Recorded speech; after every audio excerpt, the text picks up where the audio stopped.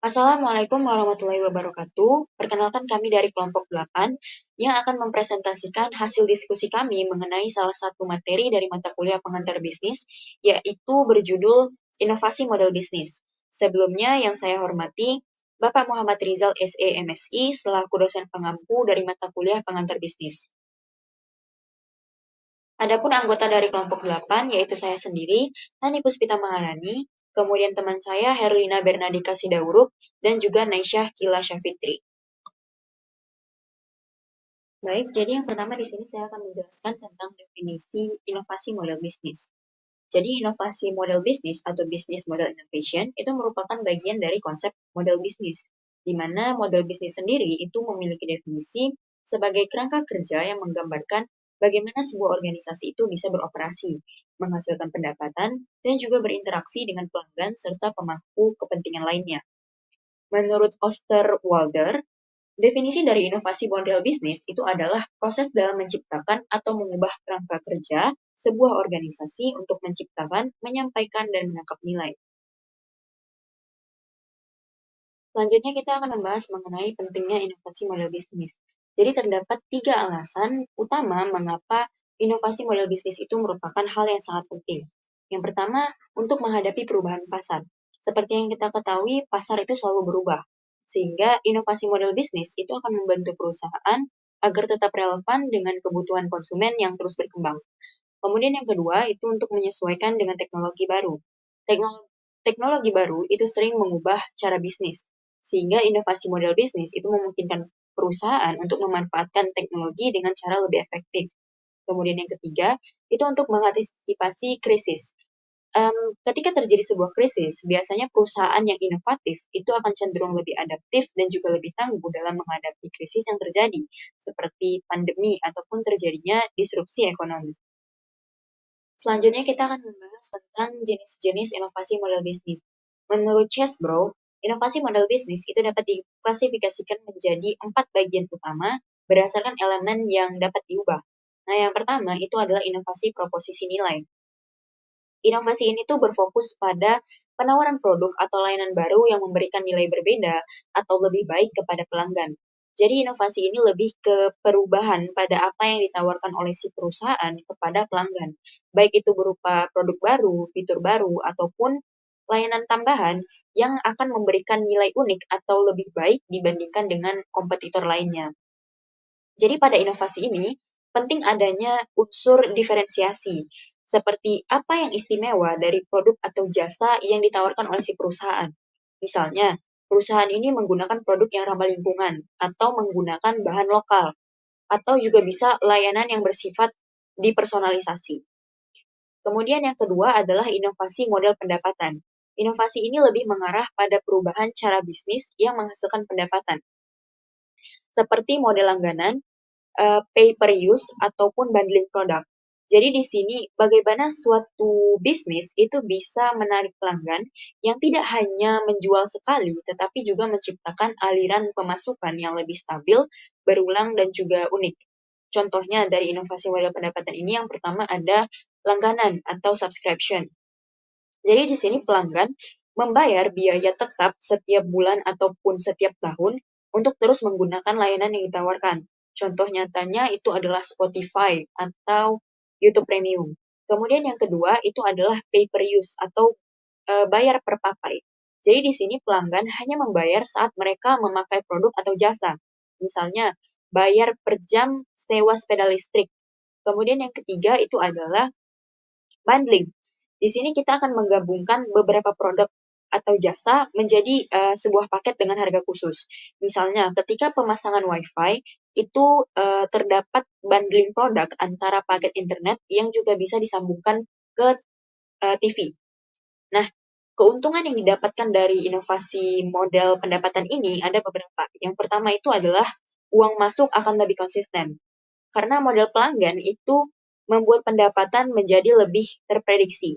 Kemudian yang kedua adalah retensi pelanggan, di mana pelanggan yang sudah berlangganan itu akan cenderung lebih setia. Dan yang ketiga itu akan memberikan keunikan dibandingkan dengan kompetitor lain yang hanya jual satu kali. Inovasi yang ketiga itu adalah inovasi rantai nilai. Inovasi ini tuh berfokus pada perubahan dalam proses produksi, distribusi, atau logistik untuk meningkatkan efektivitas dan efisiensi dengan otomasi dan juga digitalisasi. Contohnya adalah penggunaan teknologi seperti penggunaan mesin ataupun software untuk menggantikan pekerjaan manual atau sistem pencatatan digital. Sehingga suatu pekerjaan itu bisa lebih cepat selesai dan juga mengurangi kesalahan. Nah, salah satu contohnya itu adalah UKM konveksi yang menggunakan mesin cutting otomatis untuk mempercepat pemotongan kain. Kemudian inovasi yang keempat itu adalah inovasi jaringan dan kemitraan. Nah, inovasi ini berfokus pada membangun kemitraan dengan pihak lain, seperti marketplace atau startup teknologi untuk memperluas pasar. Misalnya, kerjasama dengan perusahaan lain untuk co-branding, co-development, ataupun sharing resources. Jadi, contoh nyatanya itu adalah UKM fashion yang menjual produk mereka melalui platform online shop seperti Shopee, Tokopedia, Lazada, dan lain-lain untuk menjangkau jutaan pengguna. Selanjutnya kita membahas tentang faktor-faktor yang bisa mendukung inovasi model bisnis. Yang pertama itu adalah literasi dan kemampuan digital yang tinggi. Jadi biasanya perusahaan dan juga UMKM yang benar-benar memahami teknologi, mulai itu dari penggunaan platform e-commerce dan juga analisis data, itu dapat mengoptimalkan operasional bisnis mereka. Kemudian mereka dapat menjangkau pelanggan dengan lebih luas dan juga mengembangkan produk ataupun layanan berbasis digital dengan lebih cepat. Kemudian yang kedua itu adalah budaya organisasi yang terbuka terhadap perubahan dan juga inovasi.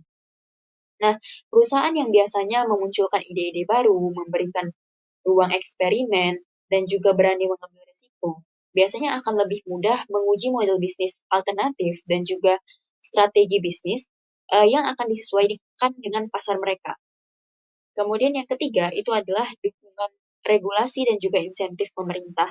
Nah, kebijakan yang mempermudah seperti mempermudah perizinan, keringanan pajak, ataupun akses pendanaan, itu akan menurunkan hambatan biaya dan juga resiko. Sehingga perusahaan dan juga UMKM itu akan lebih terdorong dan juga lebih berani dalam mengadopsi model bisnis yang lebih inovatif. Nah, sedangkan untuk faktor-faktor penghambatnya, itu yang pertama ada keterbatasan SDM dengan keterampilan digital. Jadi, kurangnya tenaga kerja yang menguasai teknologi, seperti manajemen data ataupun pemasaran digital, itu bisa membuat implementasi dari solusi baru itu menjadi terhambat dan meningkatkan risiko kesalahan saat berusaha untuk beradaptasi. Kemudian yang kedua itu adalah resistensi terhadap perubahan. Jadi kebiasaan lama yang masih konservatif, kekhawatiran akan kerugian sementara, ataupun ketidakpastian hasil, itu biasanya membuat owner ataupun si pemilik usaha dan juga karyawannya menjadi sulit untuk meninggalkan zona nyaman bisnis mereka. Sehingga itu bisa memperlambat adopsi dari model inovatif yang baru. Kemudian yang ketiga adalah keterbatasan infrastruktur teknologi. Jaringan internet yang tidak merata, terutama di daerah-daerah terpencil, serta minimnya akses perangkat, itu bisa membatasi kemampuan UMKM untuk menjalankan model bisnis digital secara optimal dan juga maksimal. Isu-isu inovasi bisnis yang muncul selama COVID-19 dan bagaimana hal tersebut menjadi kunci dalam membangun ketahanan dan pertumbuhan bisnis di era baru ini. Yang pertama yaitu model bisnis digital first di era disrupsi 2020, percepatan transformasi bisnis akibat pandemi. Pandemi COVID-19 mempercepat transformasi digital dengan memaksa bisnis beralih ke model digital first. Perusahaan harus mengutamakan teknologi dalam operasional, pemasaran, dan manajemen untuk tetap terhubung dengan pelanggan dan menjaga produktivitas secara online. Penggunaan big data, IoT, dan AI membantu mengolah data pelanggan secara real-time dan meningkatkan daya saing.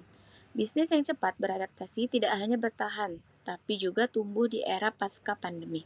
Model digital first adalah pendekatan bisnis yang mengutamakan penggunaan teknologi digital dalam semua aspek operasional dan interaksi dengan pelanggan untuk meningkatkan efisiensi, produktivitas, dan daya saing secara berkelanjutan. Kemudian yaitu dampak pandemi COVID-19 dan perlunya transformasi bisnis pada UMKM.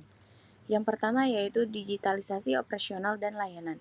UMKM beralih dari transaksi tatap muka ke model pesan antar dan pre-order melalui WhatsApp, Instagram, serta platform e-commerce, bahkan menjalin kemitraan dengan layanan ojek online. Langkah ini memperluas jangkauan pelanggan, meminimalkan kontak langsung, dan menjaga arus kas meski pembatasan sosial diberlakukan. Yang kedua yaitu diversifikasi produk dan pengelolaan stok. Untuk menjawab kebutuhan baru selama pandemi, UMKM menambah nilai produk seperti masker kain, hand sanitizer, dan makanan siap saji. Bersamaan dengan itu, mereka merampingkan stok barang yang kurang laku dan memfokuskan pada produk paling diminal sehingga biaya operasional lebih efisien dan risiko kerugian menurun. Baiklah, selanjutnya saya akan menjelaskan mengenai disrupsi digital dan munculnya model bisnis baru di era industri 4. Integrasi teknologi dan disrupsi digital, di mana era industri 4 ditandai oleh adopsi masif IoT, AI, Big Data, dan cloud computing yang menggeser cara perusahaan beroperasi dari proses manual ke otomatisasi data-driven, serta menciptakan attack surface baru. Disrupsi ini memaksa seluruh lini bisnis, yaitu produksi, pemasaran, pelayanan pelanggan, bertransformasi agar tetap relevan dan efisien. Selanjutnya adalah pergeseran ke layanan dan ekonomi berbagi. Transformasi produk layanan atau produk service terlihat pada otomotif yang menawarkan car sharing atau langganan kendaraan mencerminkan preferensi konsumen pada fleksibilitas kepemilikan, sekaligus membuka peluang wirausaha digital kecil untuk memanfaatkan marketplace dan media sosial. Sementara bisnis tradisional harus cepat berinovasi atau menghadapi risiko tertinggal. Baik, di sini saya Herlina Marandeka akan menjelaskan mengenai AI dan otomatisasi sebagai pendorong efisiensi model bisnis baru. Jadi, AI ini memberikan kemampuan kepada sistem komputer untuk belajar dari data, membuat keputusan dan menyelesaikan tugas kompleks tanpa intervensi manusia secara langsung. Sementara itu, otomatisasi ini mengacu kepada penggunaan teknologi untuk mengurangi atau menggantikan pekerjaan manusia dalam proses operasional. Contohnya adalah robotik dalam manufaktur, software berbasis akuntansi otomatis, hingga sistem manajemen gudang yang berbasis AI. Jadi, gabungan antara otomatisasi dan AI ini memungkinkan lahirnya model bisnis baru. Contohnya adalah bisnis yang sepenuhnya berbasis AI, seperti layanan diagnosis kesehatan yang berbasis machine learning atau customer service yang 24/7 yang hanya dijalankan oleh chatbot pintar. Baik, di sini saya akan melanjutkan materi mengenai inovasi berkelanjutan dan model bisnis ramah lingkungan, yaitu konsep bisnis berkelanjutan. Jadi, inovasi model bisnis berkelanjutan ini berarti menciptakan atau menata ulang rencana baru dan lebih baik untuk menghasilkan laba sambil melindungi manusia dan lingkungan. Prinsip utamanya yaitu inovasi berkelanjutan meliputi ekoefisiensi yang bertujuan mengurangi limbah dan konsumsi energi, desain berkelanjutan yang mempertimbangkan seluruh siklus hidup produk, serta penerapan teknologi canggih seperti kecerdasan buatan dan blockchain untuk optimasi sumber daya. Triple bottom line atau 3P yang mencakup profit atau ekonomi, people atau sosial, dan planet atau lingkungan. Yang pertama adalah keberlanjutan lingkungan atau planet, yaitu mengurangi emisi karbon, limbah, dan eksploitasi sumber daya alam. Yang kedua adalah keberlanjutan sosial atau people yang memberikan manfaat bagi pekerja, komunitas, dan konsumen. Dan yang terakhir adalah keberlanjutan ekonomi atau profit.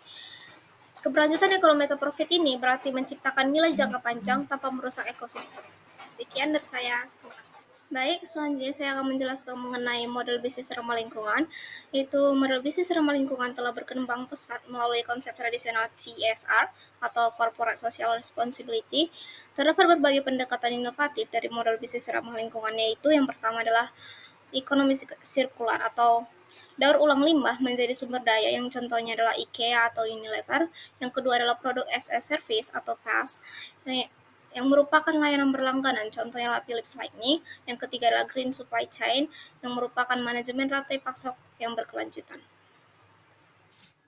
Jadi, terakhir saya akan menjelaskan mengenai tantangan pengembangan inovasi model bisnis ke depannya. Berikut ini adalah beberapa tantangan yang dapat terjadi dalam pengembangan inovasi model bisnis di masa depan. Yang pertama adalah perubahan regulasi dan kebijakan. Regulasi pemerintah, baik di tingkat nasional maupun internasional, seringkali menjadi penghambat inovasi.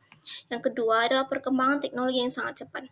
Perkembangan teknologi seperti kecerdasan buatan atau AI, Internet of Things, dan blockchain menciptakan disrupsi di berbagai sektor. Perusahaan yang gagal mengadopsi teknologi terbaru berisiko kehilangan daya saingnya. Sedangkan di sisi lain, investasi dalam riset dan pengembangan memerlukan sumber daya yang besar, yang menjadi tantangan tersendiri bagi bisnis kecil dan menengah. Yang ketiga adalah persaingan global yang semakin ketat. Munculnya bisnis rintisan atau startup dengan model bisnis yang lebih lincah dan inovatif meningkatkan persaingan di pasar global. Sedangkan perusahaan tradisional harus berinovasi untuk mempertahankan pangsa pasarnya, misalnya dengan mengadopsi pendekatan digital atau menciptakan diferensiasi produk. Yang keempat adalah perubahan perilaku konsumen. Di konsumen masa kini lebih menyukai layanan yang cepat, personal, dan berkelanjutan, sedangkan perusahaan perlu memanfaatkan data analytics untuk memahami kebutuhan pelanggan secara real time. Yang terakhir adalah tantangannya resiko keamanan cyber. Dengan meningkatnya digitalisasi, ancaman cyber seperti peretasan dan kebocoran data semakin mengkhawatirkan. Perusahaan harus mengalokasikan sumber dayanya untuk sistem keamanan cyber yang semakin kuat untuk melindungi aset digital dan menjaga kepercayaan pelanggan. Terima kasih. Baik, kesimpulannya adalah inovasi model bisnis telah menjadi kunci utama dalam menghadapi dinamika pasar yang semakin kompleks dan kompetitif di era sekarang. Inovasi tidak hanya terbatas pada pengembangan produk atau teknologi, tetapi juga mencakup transformasi mendalam dalam cara perusahaan menciptakan, menyampaikan, dan menangkap nilai. Model bisnis digital first yang dipercepat oleh pandemi COVID-19, disrupsi teknologi di era industri 4.0, serta integrasi AI dan otomatisasi, telah membuktikan bahwa adaptasi dan kreativitas adalah prasyarat perusahaan untuk bertumbuh dan berkembang. Selain itu, tren berkelanjutan dan model bisnis ramah lingkungan menunjukkan bahwa perusahaan di masa depan harus memadukan profit dengan tanggung jawab sosial dan lingkungan atau triple bottom line.